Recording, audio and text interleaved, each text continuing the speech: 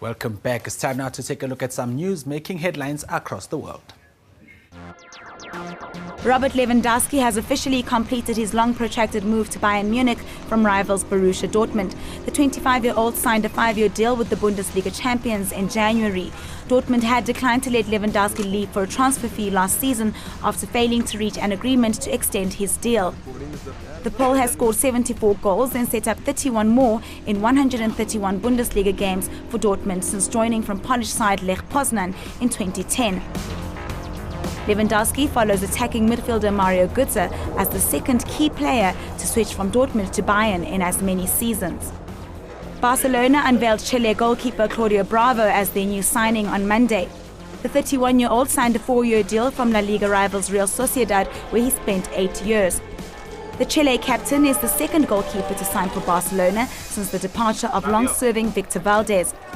Marc-Andre ter Stegen also signed a 5-year deal from Borussia Mönchengladbach in the off-season. Bravo will be part of the Barcelona team seeking to wrestle the league title back from Atletico Madrid in the coming season. Former Brazil playmaker Kaka was introduced to thousands of Sao Paulo FC fans at the club's Morumbi Stadium. The 32-year-old left Milan by mutual consent to sign for new Major League Soccer team Orlando City. He will in the meantime go on loan to Sao Paulo until the start of next year's MLS season. His 7 years at Milan bore 104 goals while amassing 307 appearances, winning a Serie A title, the Champions League and a Club World Cup. The one-time FIFA Player of the Year will wear jersey number 8 during his time with the former club. Former Real Madrid great Alfredo Di Stefano died earlier this week in Madrid following a heart attack. The Argentine helped turn Real into one of the world's leading teams in the 1950s and was considered one of the finest footballers of all time. Di Stefano joined Real in 1953 and became a naturalized Spaniard 3 years later. The 88-year-old helped the European champs win 5 successive European Cups between 1956 and 1960, scoring in each of the finals. He had health problems in recent years and was fitted with a pacemaker in 2005 after heart surgery. Di Stefano was buried in Madrid on Wednesday, where only a limited group of people attended, including members of his family and representatives from Real Madrid, led by club president Florentino Perez. What a legend. May his soul rest in peace. Time now to touch base with the World Cup, which is set to end this weekend. Tonight, Brazil will have to pick themselves up for their 3rd and 4th place playoff against the Netherlands. And if I was a player, I don't think this is a match that I'd want to take part in after crashing out in the semis.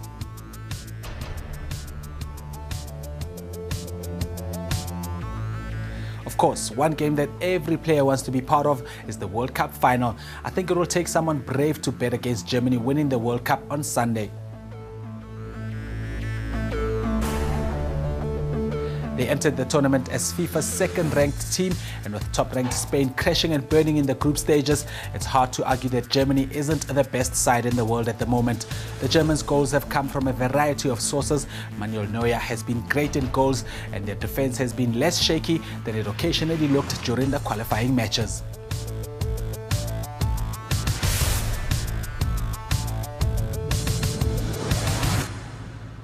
Then there's the fact that Argentina played 30 extra minutes before deciding their semi-final match on penalties, while Germany played the day before and could almost coast through the second half of their destruction of Brazil. But we can't simply write off Argentina, but they will need not only every bit of Messi's greatness, but extraordinary efforts from many others in order to cause an upset.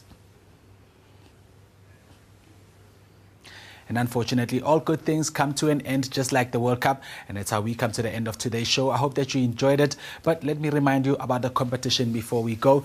4 winners stand in line to win Lion Soccer hampers valued at 2,500 Rand each. All you need to do is tell us which 2 teams have qualified for the World Cup final, which takes place tomorrow. You can SMS your name and answer to 45605.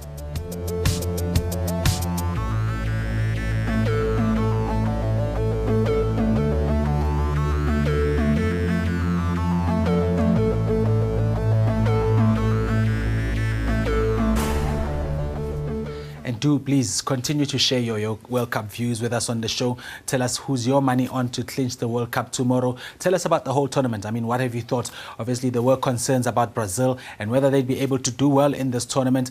They did crash out of the semi-finals. What did you think of the organization? There were stadium problems, of course, concerns before the tournament began. Do you think they've done well to actually come to the end of this tournament? And tell us what you make of Germany and Argentina making it to the final. And your thoughts as well will take, of course, on the third and fourth place playoff. Do you think that's good for players to play an extra match after falling out of the semi-finals? Would love to hear what you guys think. And you can do all that by emailing us on eShibobo@etv.co.za or send us a fax on 011 880 882 or 3. From myself, OG, and the rest of the crew, it's cheers for now. We'll see you again next week.